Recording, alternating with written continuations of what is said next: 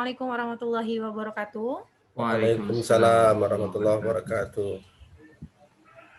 Bagaimana kabarnya Bapak Ibu semuanya?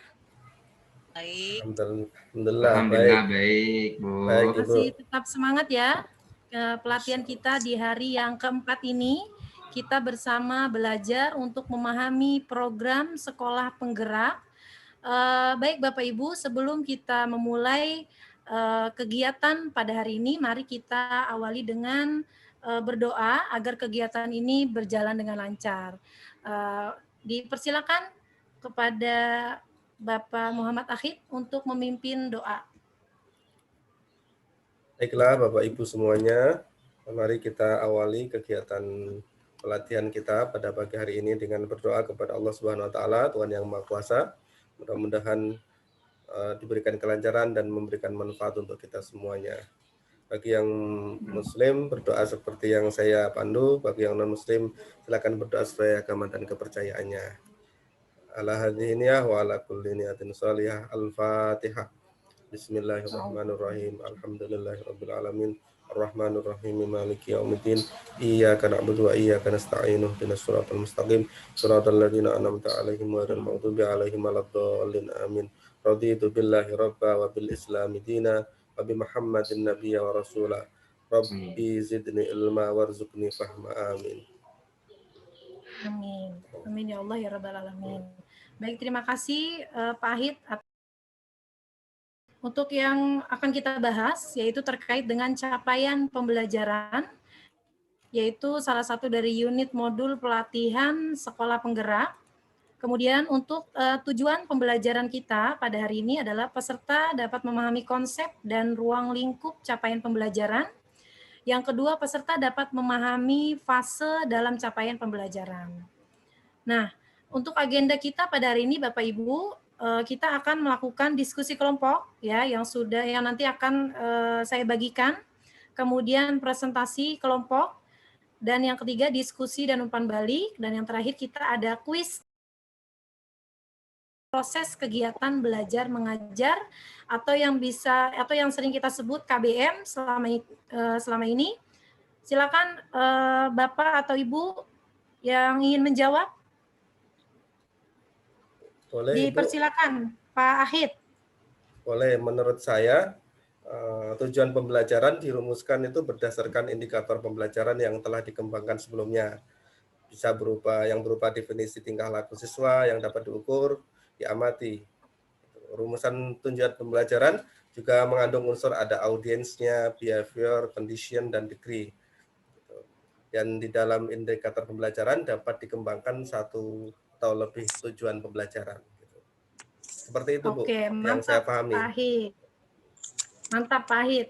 Oke, untuk pertanyaan yang kedua, Bapak Ibu, apa sih harapan Bapak Ibu dalam memahami unit modul ini dan terhadap peran Bapak Ibu sebagai seorang pendidik? Silakan Pak Syarudin mungkin bisa dijawab. Apa sih harapan Bapak terhadap unit atau capaian pembelajaran pada sekolah penggerak ini? Harapannya agar paradigma selama ini yang hasil akhir itu menjadi poin utama, itu harus kita rubah. Karena harusnya proses itu adalah poin utama untuk terkait keutamaan dalam belajar ada di proses, bukan di hasil. Nah, itu paradigma yang harus kita rubah. Gitu Ibu mungkin. Pembelajaran itu, kemudian apa tujuan dari capaian pembelajaran, kemudian prinsip capaian pembelajaran itu apa sih, kemudian rumusan capaian pembelajaran itu seperti apa, dan komponen capaian pembelajaran itu apa saja. Nah, di sini saya akan menjelaskan apa itu capaian pembelajaran. CP atau capaian pembelajaran bisa dikenal atau sering dikenal juga dengan istilah learning achievement standar atau learning outcomes. Nah, secara sederhana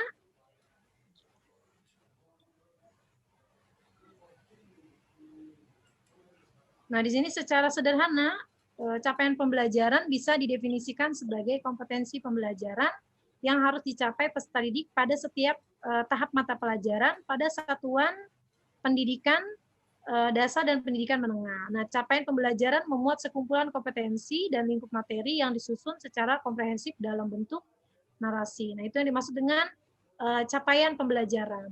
Adapun tujuan dari capaian pembelajaran itu dari tingkat PAUD, kemudian SD dan SMA. Nah, di sini saya membahas tentang SD atau SMA. Capaian pembelajaran menunjukkan kemajuan belajar yang digambarkan secara vertikal dari satu tingkat ke tingkat yang lainnya, serta didokumentasikan dalam suatu kerangka kualifikasi. Selain itu juga, capaian pembelajaran juga harus disertai dengan kriteria penilaian yang tepat, yang dapat digunakan untuk menilai bahwa hasil pembelajaran diharapkan telah dicapai. Kemudian capaian pembelajaran bersama dengan kriteria penilaian hal tersebut bisa mengidentifikasi capaian pembelajaran sebagai tujuan belajar yang terukur. Jadi bisa jadi kita katakan capaian pembelajaran itu sebagai wujud tolak ukur kita ya, sehingga dapat disimpulkan bahwa capaian pembelajaran kedudukan itu sangat penting dalam pelaksanaan dan penilaian. Jadi pencapaian pembelajaran hanya dapat diidentifikasikan setelah siswa mengikuti proses pembelajaran yang tadi Pak Syarudin katakan ya. Jadi memang harus diikuti oleh proses pembelajaran, yaitu melalui penilaian, dan harus dapat didemonstrasikan dalam kehidupan nyata. Mungkin Bapak Ibu sudah mengerti ya, dari apa itu capaian pembelajaran, apa tujuannya, sudah bisa dipahami ya Bapak Ibu ya? Cukup. Mudah-mudahan. Oke, mudah-mudahan. Baik Bapak Ibu, untuk selanjutnya kegiatan kita yaitu presentasi ya, kolaborasi. Di sini saya sudah bagikan kelompok ya. Kelompok 1 ini temanya tentang prinsip capaian pembelajaran, nanti akan disampaikan oleh Pak Syarudin ya. Ya, Bu. Ya, oke. Kemudian untuk yang kelompok kedua itu ada komponen capaian pembelajaran. Itu kelompok 2, nanti ketuanya akan dipresentasikan oleh Ibu Mary ya. Iya, Ibu. Oke, kita langsung saja ke presentasi.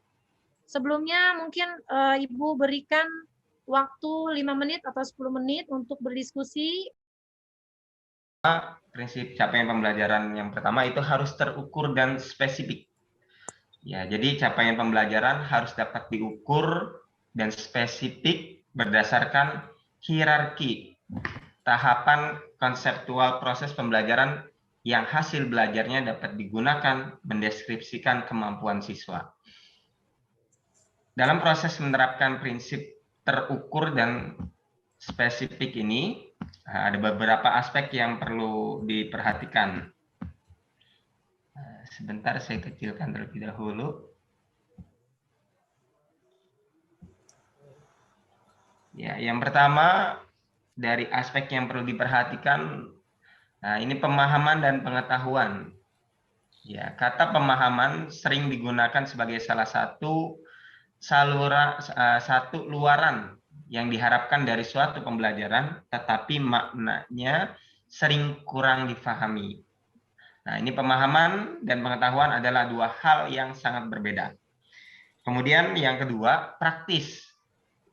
Ya, jadi bagaimana merancang dan melaksanakan eksperimen. Ya, jadi bagaimana merancang dan melaksanakan eksperimen? Ya, kata-kata yang digunakan adalah menunjukkan, menerapkan, serta yang lainnya. Nah, adapun yang ketiga, keterampilan generik.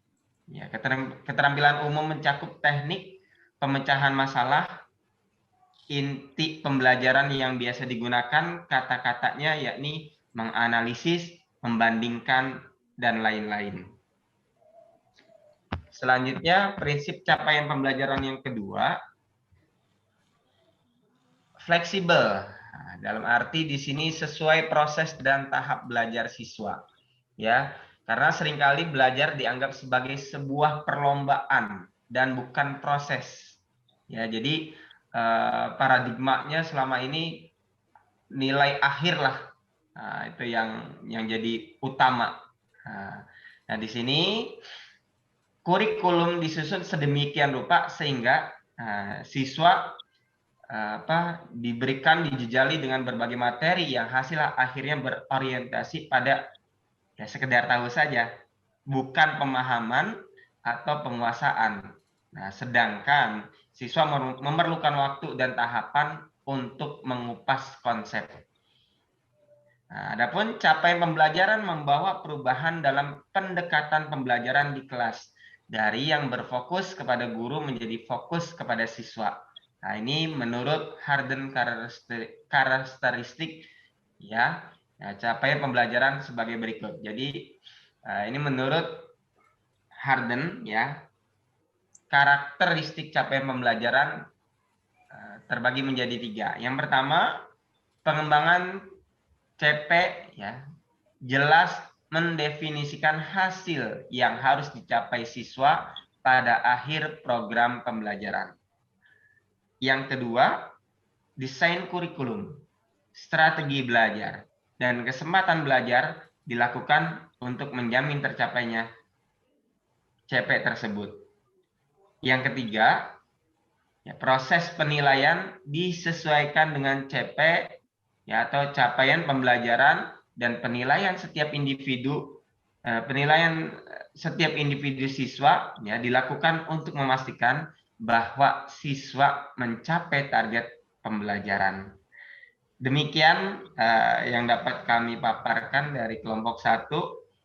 Mudah-mudahan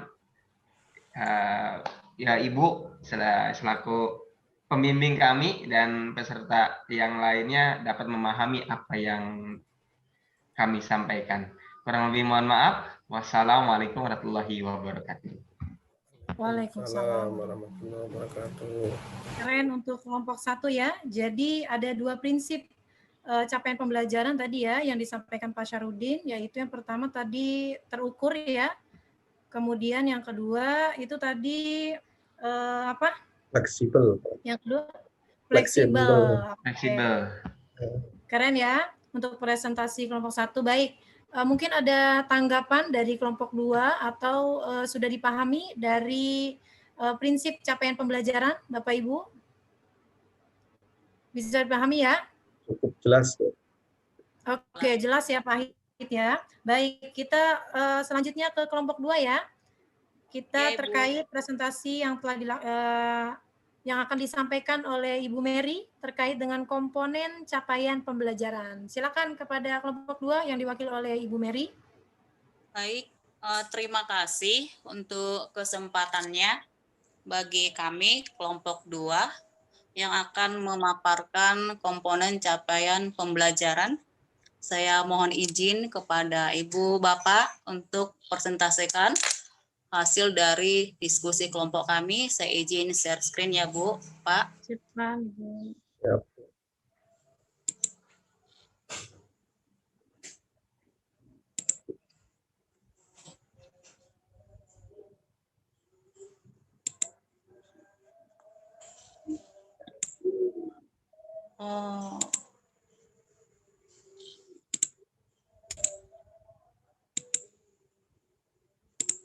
Boleh dibantu nggak share screen saya?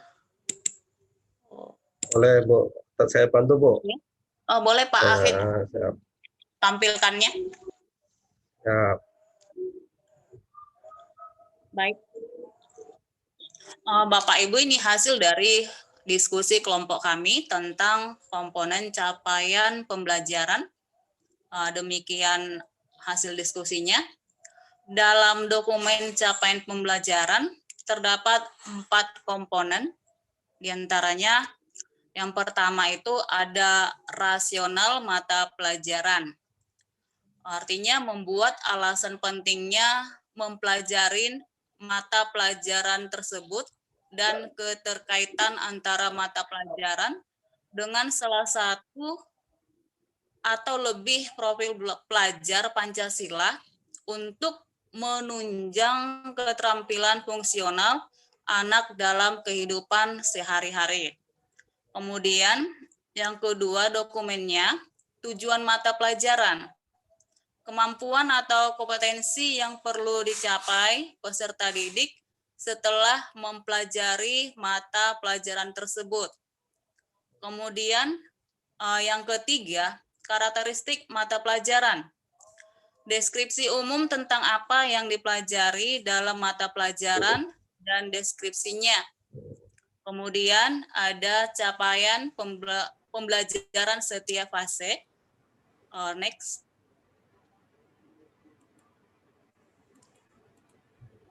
Di sini capaian pembelajaran setiap fase itu deskripsi yang mencakup pengetahuan, keterampilan, serta kompetensi umum. Selanjutnya diturunkan menjadi capaian pembelajaran menurut elemen yang dipetakan menurut perkembangan siswa. Nah, pembagian fase dalam capaian pembelajaran ini yang dapat kami gambarkan dari kelompok 2. Yang pertama ada namanya fase A. Pada umumnya ini SD untuk kelas 1 sampai kelas 2. Kemudian fase B pada umumnya SD kelas 3 sampai 4. Kemudian fase C pada umumnya SD kelas 5 sampai kelas 6.